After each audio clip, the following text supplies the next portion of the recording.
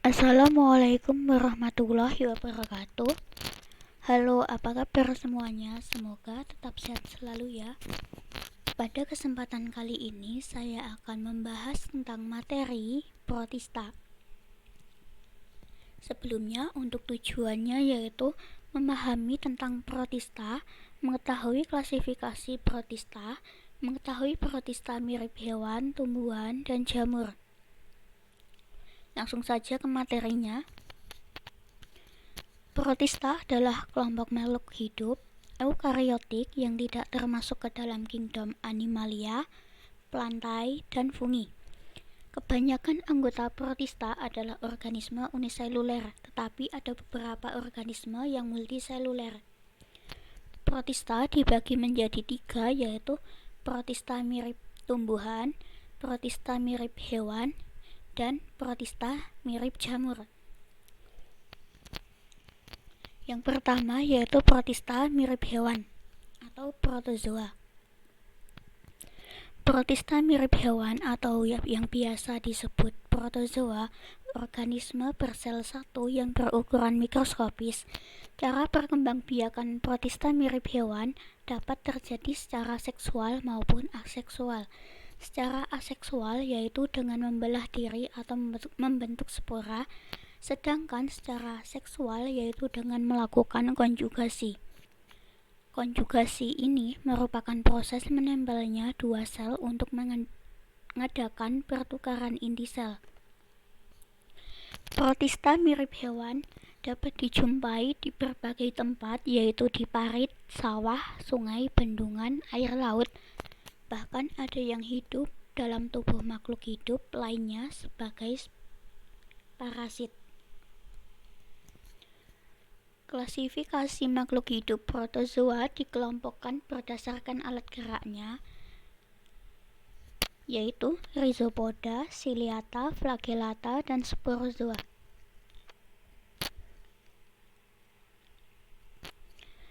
Yang pertama yaitu rhizopoda.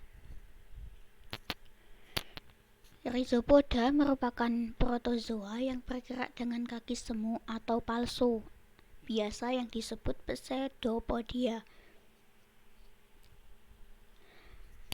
Pseudopodia merupakan penjuluran sitoplasma terbentuk saat bergerak untuk mendekati sumber makanan.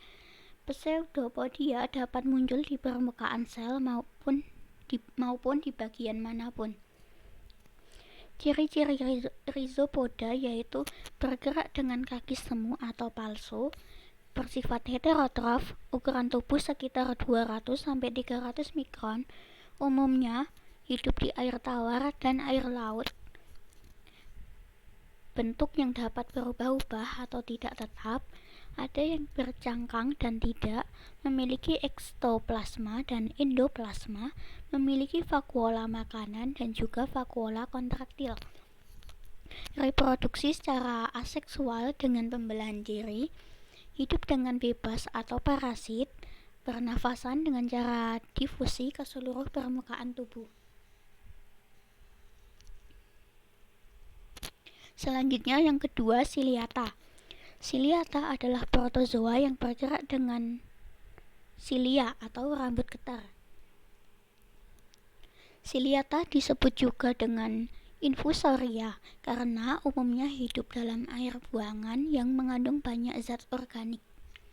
Ciri-ciri ciliata yaitu bergerak dengan cilia atau rambut getar, bersifat heterotrof, pembelahan biner, memiliki dua inti sel yaitu makronukleus dan mikronukleus, hidup bebas pada lingkungan berair baik itu air laut maupun air tawar yang bergerak mengandung zat organik, hidup secara parasit, simbiosis, dan ada juga yang hidup bebas di alam. Selanjutnya yaitu flagellata. Flagellata adalah protozoa yang bergerak dengan menggunakan flagel. Ciri-ciri flagellata yaitu bergerak dengan bulu cambuk, memiliki pelikel, bersifat mikroskopis, uniseluler atau berkoloni, memiliki mitokondria atau tidak memiliki mitokondria, Hidup secara parasit atau simbiosis mutualisme tidak dapat membentuk sista. Hidup di air tawar dan air laut. Reproduksi aseksual dengan pembelahan biner merupakan nenek moyang dari hewan dan tumbuhan. Bentuk tubuh yang tetap tanpa rangka luar, tubuhnya dilindungi oleh suatu selaput yang fleksibel yang disebut dengan pelikel. Di sebelah luarnya terdapat selaput plasma.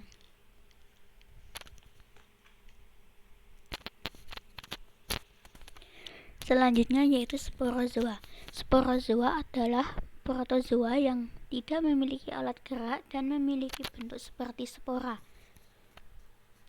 pada salah satu tahap dalam siklus hidupnya. Sporozoa merupakan sel infektif yang sangat kecil yang disebut sporozoid.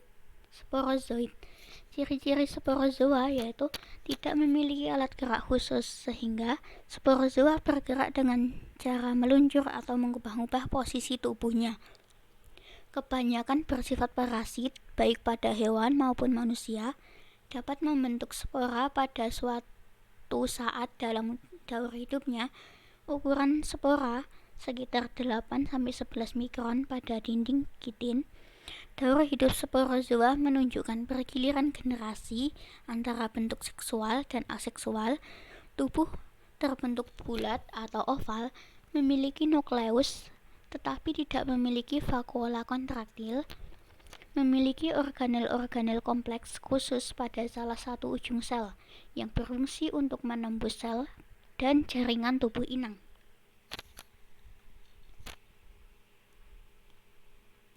Selanjutnya yaitu protista mirip tumbuhan atau ganggang atau alga. Protista mirip tumbuhan merupakan anggota kingdom protista yang memiliki ciri menyerupai tumbuhan. Protista mirip tumbuhan dibagi ke dalam 6 filum. Pengelompokan ini didasarkan oleh pigmen dominan yang menyusun tubuhnya, yaitu Chlorophyta, Chrysophyta, Phaeophyta, Rhodophyta, Pyrrhophyta, dan Euglenophyta.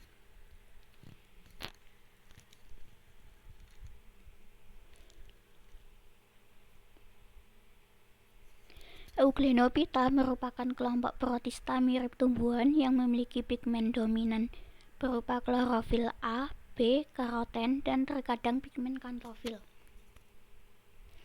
Filum Euglenophyta merupakan organisme uniseluler yang flagellata. Bintik mata yang dapat menangkap cahaya disebut stigma, dan kloroplas. Kelompok ini merupakan salah satu protista yang dapat berfotosintesis karena memiliki klorofil dan dapat bergerak karena memiliki flagellata. Jadi, mereka mirip tumbuhan sekaligus mirip hewan.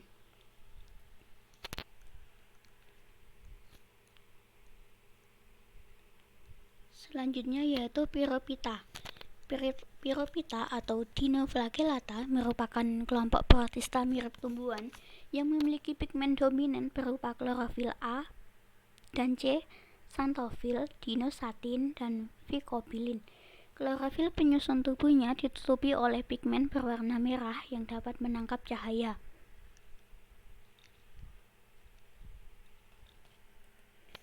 Selanjutnya yaitu Chlorophyta. Chlorophyta memiliki tubuh berwarna kehijauan. Pigmen dominan penyusun tubuhnya yaitu klorofil. Selain itu, juga memiliki karotin. Dalam tubuh alga hijau, klorofil berkumpul dalam suatu tempat yang disebut kloroplas. Chlorophyta merupakan organisme uniseluler yang dapat berkoloni, membentuk organisme multiseluler sederhana. Selanjutnya yaitu Phaeophyta. Phaeophyta merupakan kelompok protista mirip tumbuhan yang memiliki pigmen domain xanthofil sehingga tubuhnya berwarna coklat. Mereka kebanyakan merupakan organisme multiseluler yang berbentuk seperti benang. Selanjutnya yaitu Rhodophyta. Rhodophyta merupakan kelompok protista mirip tumbuhan yang memiliki pigmen dominan berupa phycoerythrin sehingga warna tubuhnya yaitu merah. Selain itu, mereka juga memiliki pigmen phycocyanin dan klorofil. Habitatnya sebagian besar di laut dan beberapa di air tawar.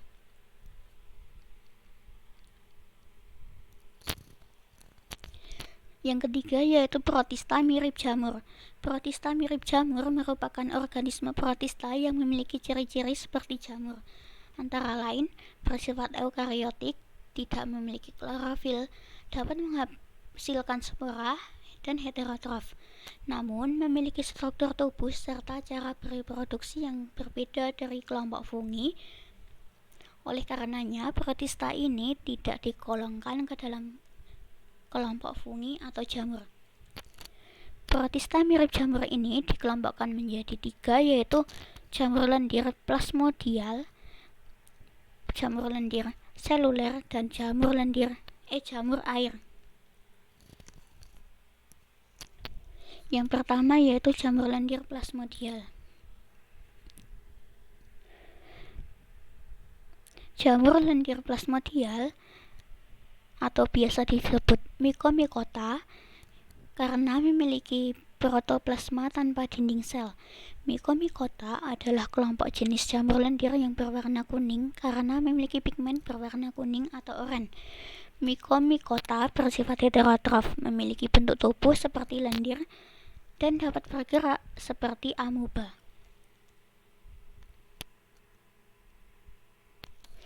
Reproduksi mycomycota dilakukan dengan cara generatif dan vegetatif.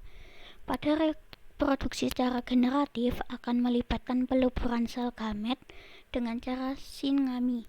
Sedangkan pada reproduksi secara vegetatif dilakukan dengan cara spora yang nantinya akan membentuk sel gamet.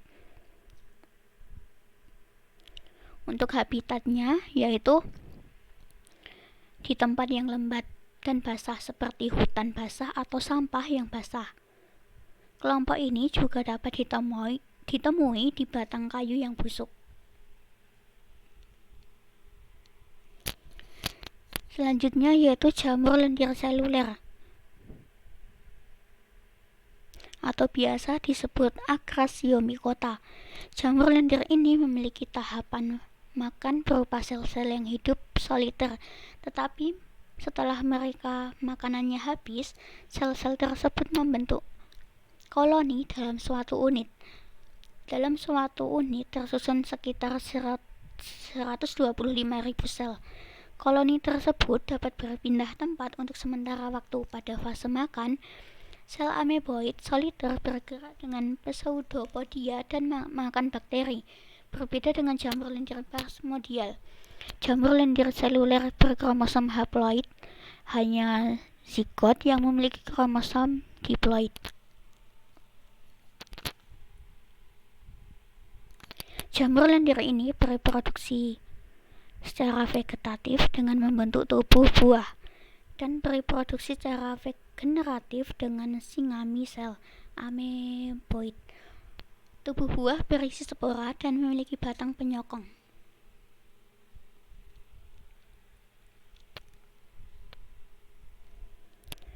Dan yang terakhir yaitu jamur air atau disebut Oomycota. Oomycota memiliki bentuk yang berbeda dari jamur lendir karena memiliki hifa yang tidak bersekat, tetapi memiliki dinding sel yang terbuat dari selulosa. Habitat Oomycota berada di dalam air, baik itu perairan tawar, kolam, danau, serta di tempat-tempat yang lembab. Untuk reproduksinya dilakukan dengan cara 2 squat, yaitu secara aseksual dan aseksual. Reproduksi aseksual dilakukan dengan cara membentuk spora yang disebut dengan zoospora, sedangkan reproduksi seksual dilakukan dengan cara pembentukan gamet yang kemudian akan berubah menjadi zigot. Nantinya, zigot ini akan membentuk oospora dan akan berkembang menjadi Oomycota dewasa. Nah, selanjutnya yaitu peranan protista. Peranan protista ada yang menguntungkan dan ada yang merugikan. Untuk yang menguntungkan yaitu protista yang hidup bebas di air tawar sebagai plankton, misalnya Euglena viridis. merupakan indikator polusi air sungai. Selanjutnya, cangkang radiolara dan foraminifera digunakan sebagai indikator adanya minyak bumi. Yang ketiga, Entomobacter coli membusukkan makanan dan membentuk vitamin K pada saluran pencernaan manusia. Yang keempat, Saprolegnia berperan sebagai pengurai dalam ekosistem air tawar. Yang kelima, ganggang coklat Turbinaria australis, Sargassum silkowosum, dan Fucus vesicolosus digunakan untuk membuat salep, es krim, tablet, dan krim habis bercukur. Untuk yang merugikan, yang pertama yaitu Trypanosoma cruzi menyebabkan penyakit Chagas yang menyerang kelenjar limfa, hati, dan sumsum tulang. Trypanosoma purpurei menyebabkan penyakit Nagano di Afrika. Plasmodium sp menyebabkan penyakit malaria. Balantidium coli menyebabkan disenteri. Balandium yang menyerang selaput lendir usus besar. Entomobacter gingivalis menyebabkan bau mulut. Nah, apa yang dapat kita simpulkan? Protista adalah kelompok makhluk hidup eukariotik yang tidak termasuk ke dalam kingdom Animalia, Plantae, dan Fungi. Protista dibagi menjadi 3 bagian, yaitu protista mirip tumbuhan, hewan, dan jamur. Dalam protista mirip tumbuhan dibagi lagi menjadi Chlorophyta, Chrysophyta, Phaeophyta, Rhodophyta, Pterophyta, dan Euglenophyta. Dalam protista mirip hewan, berdasarkan alat geraknya dibagi menjadi Rhizopoda, Ciliata, Flagellata, Sporozoa. Dalam protista mirip jamur dibagi menjadi jamur lendir dan jamur air.